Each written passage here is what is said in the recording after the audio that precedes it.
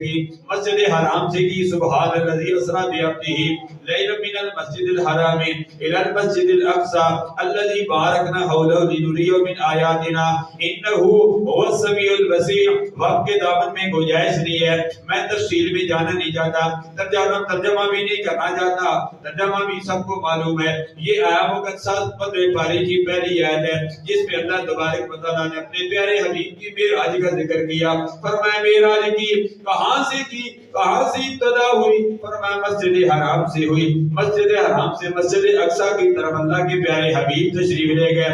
اقصی کہتے ہیں دور کو، مسجد اقصی مسجد حرام سے دور ہے اس لیے اس کو مسجد اقصی کہتے ہیں۔ مسجد اقصی پہ پہنچ گئے۔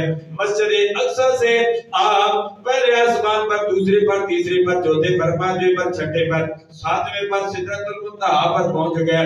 آگے چلتے گئے، یہاں رف زیر ہوا، رف بھی ختم ہو گیا، سارے پیچھے رہ گئے، جبریل بھی پیچھے رہ گیا، اللہ تبارک و تعالیٰ کے پاس رہ گئے، رب ذوالجلال سے کے پاس گئے۔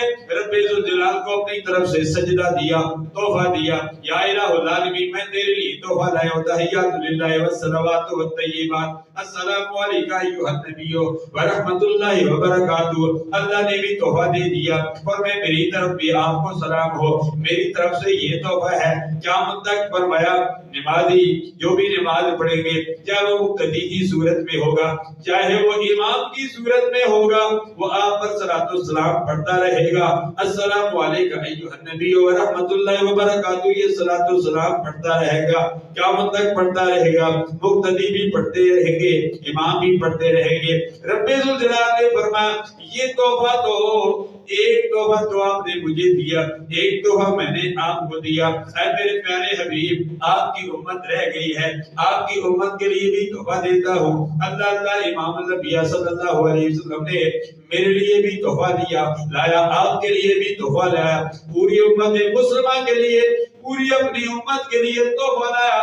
وہ کیا تحفہ لایا؟ صلاۃ معراج المؤمنین،